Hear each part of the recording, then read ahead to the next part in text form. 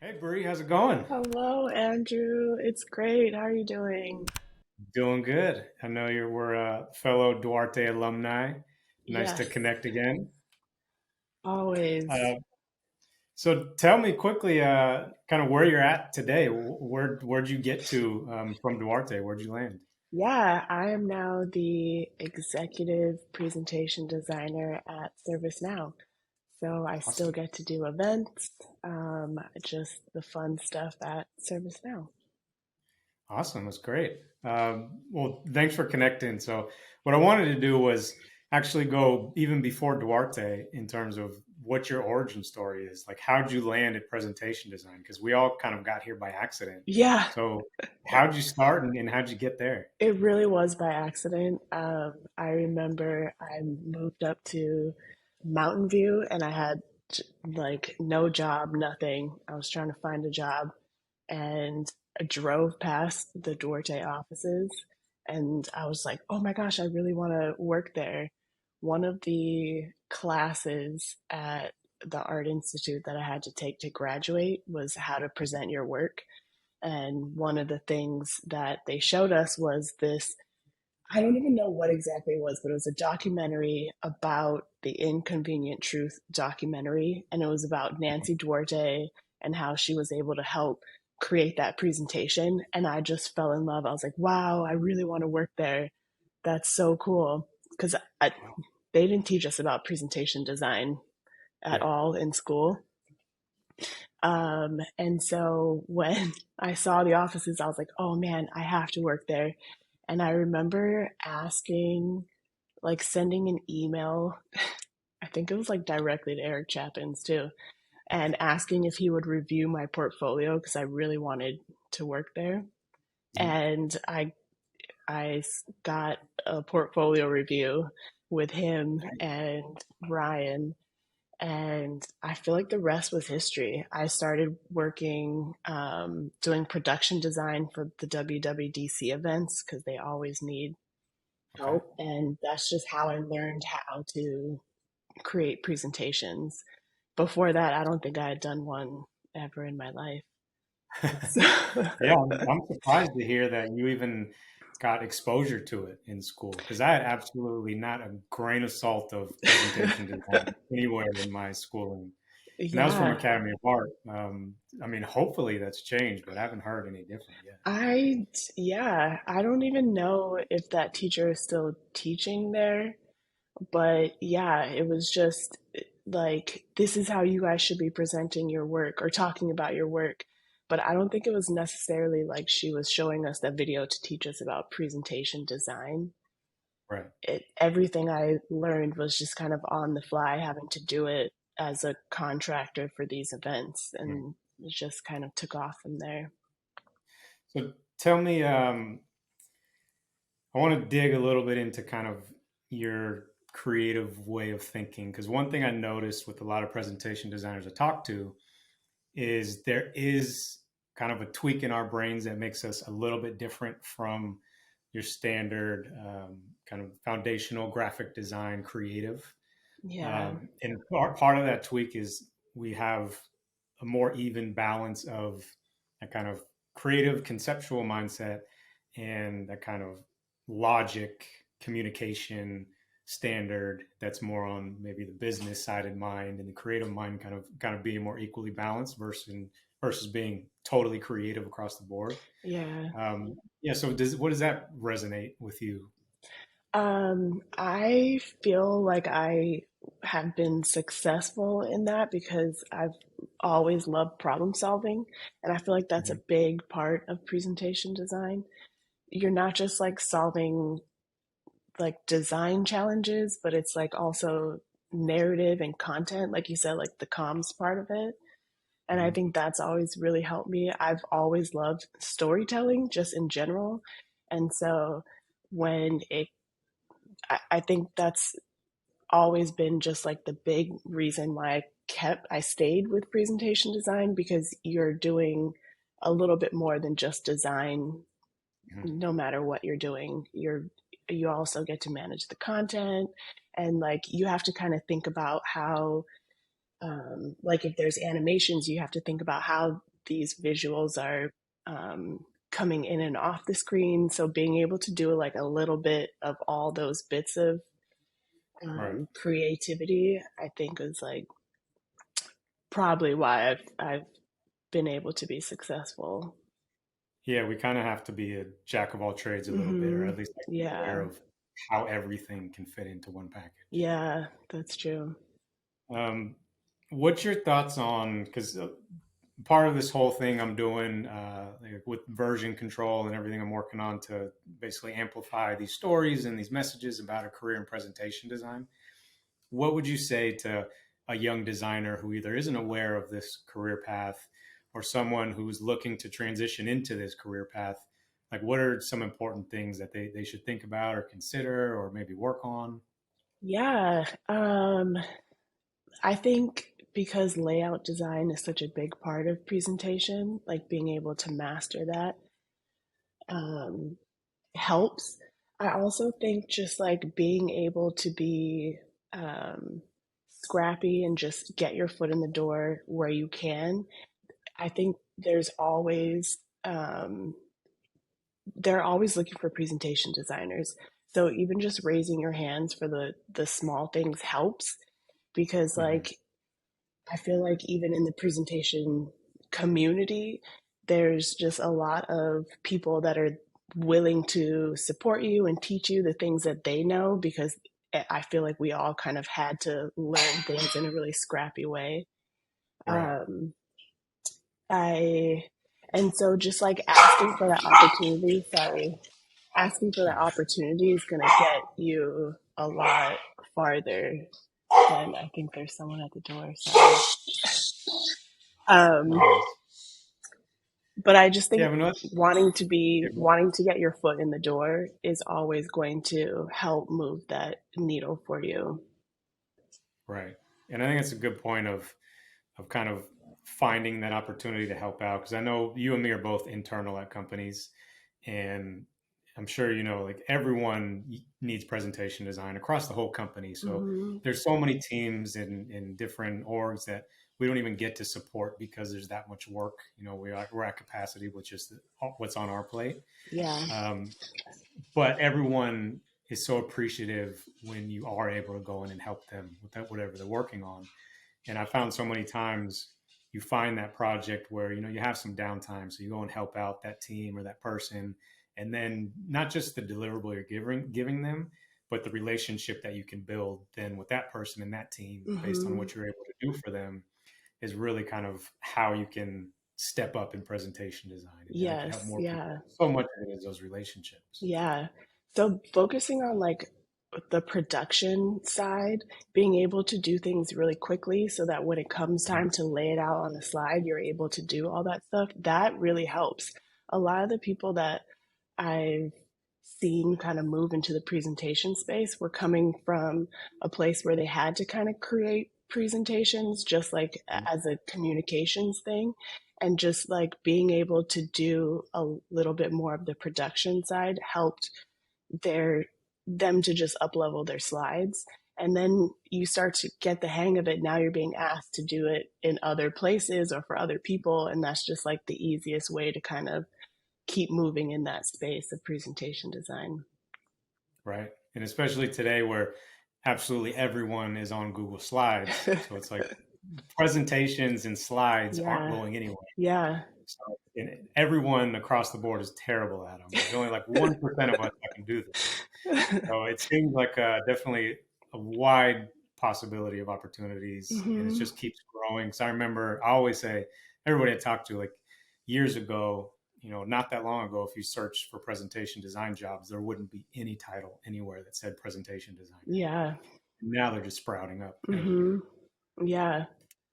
And it's crazy Um, because a lot of these companies are always going to speak in terms of slides when you talk to your own colleagues, when you're trying to get people on board. It's like the easiest way to communicate something. So, yeah, to that point, I feel like there's always opportunities. yeah. Um, so, question on I guess the future outlook because we both kind of have very similar backgrounds in same times of how we started into this field and grown from it. And even today, we're both kind of doing the same thing where I'm leading events over here at Okta, you're leading events over ServiceNow.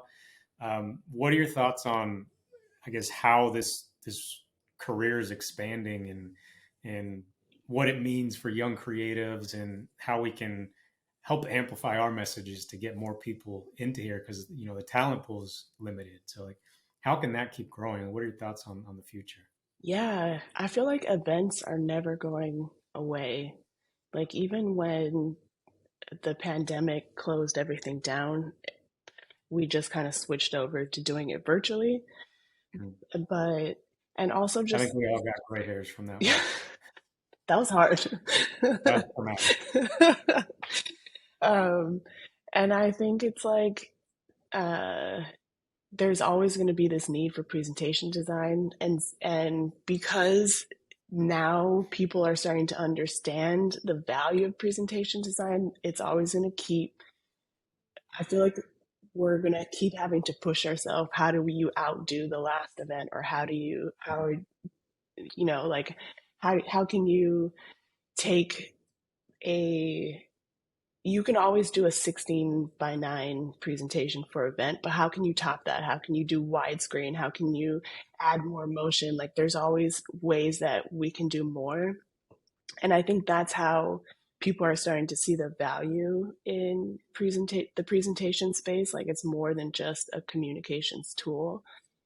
Um, and I think in terms of like going towards the future, it's always going to be probably because presentation designers are very similar people where you're constantly pushing yourself to go Mhm. to do more and go bigger. I feel like that's how it's going to increase, and you're going to start seeing these presentations go from someone on a stage holding the clicker to like how are we making it feel cinematic? How are you doing more with like those presentations? Because these companies are probably going to start wanting to go bigger too. Yeah. Um, which means that I feel like there's always going to be a demand for people who can visually storytell in that way that you kind of get more people involved and whatnot. But Yeah. I don't know, like I think about AI and how all of that is Mhm. becoming even bigger, like Adobe just released, what was it, Firefly? Yeah. I've been playing around with that a little bit. Like, I feel like there's a space in which that's gonna we're gonna try and do that in the presentation design industry also. And I can only imagine like the cool visuals you can create, or just like being able to have someone speak into something and then it can create the visuals as they're telling their narrative. I don't know, but That'd be amazing. Yeah. I feel like there's just a lot of cool things that could be done in that space with Yeah. AI too. I've thought about something very similar to that. Like, you don't even create a deck; they just go up, and as they're speaking, something's coming up. Yes, that would be so Sounds risky, but crazy. it Yeah. yeah. But yeah, what if you Me, could put like your company's brand photography into that tool, and then that's what, like it's a yeah, branded experience, that'd be crazy. Then you apply these like trigger words to certain slides. right? Wow, we can go on a rabbit hole on that one. I know, yeah. Don't get me started. Well, quick sidebar for I think the first AI meme I've seen so far that feels like the new AI meme things. If you Google Will Smith eating spaghetti, Oh that'll my God, I saw that's that. funny. Yes. That's that's where AI is really going to take hold first. But you made a couple good points on the future of it. Really, like technology and really there not being kind of a limit to our canvas are two important points because as technology keeps evolving, presentation designers are probably going to be at the cutting edge of that creatively, along with some other folks. Because as we start getting augmented reality, and that starts getting better and better Mhm. to where you can give your audience some cheap glasses, they can throw them on in the audience, and they can see what's going on screen. then we're talking about presentation design that takes on dimensional Yeah. aspects of it. And that can change things. Hmm. And then as you're talking about the size of the screens, that really makes your canvas absolutely infinite. Because at Okta, we've done a couple events with different screen sizes, and we did one with three massive screens where we needed like a set. You needed three separate decks to make up each slide, Yeah. which it gets more and more of problem solving every single time we go out Hmm. and do it. But then the look of it is just like, wow, how the hell did you pull this off? And like, Yeah. like no way. So there's so many possibilities with it. I literally just had to do that for my last event. It was Yeah, the canvas was bigger than what Keynote would allow, so we had to have yeah, three different decks just to create it. But it looks so cool. Oh my gosh. You had like the yeah. panning photography over all three. But yeah, and like at Salesforce, I did one Dreamforce where the stage was an LED screen so that when the camera rolled over, the speaker, the cloud stage had like different graphics on it. The pillars were Yeah, coded in LEDs. So then the pillars could have graphics that went with the slides and could have, yeah. they had data pop up on the pillars that corresponded with the slides. It's like you can do so, like, give me an Right. LED screen and let me Yeah, add I'm that to already my presentation. yeah, that's a good point. And that's I think for a lot of designers who aren't as aware of presentation design, I think that's important to note that when they go to these events and you see some of these graphics, um, so many people may just assume that it's After Effects or you had a motion graphics designer do that.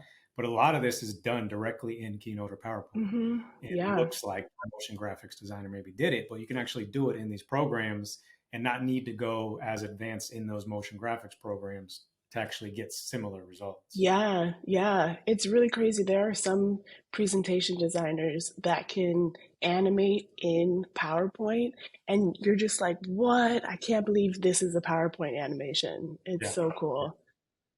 definitely. Well, I don't think I have any other questions. Just happy to catch up and get that origin story and some of those thoughts from you. But any Yeah. parting word you want to leave to the up and coming talent out there that we're all going to be calling up?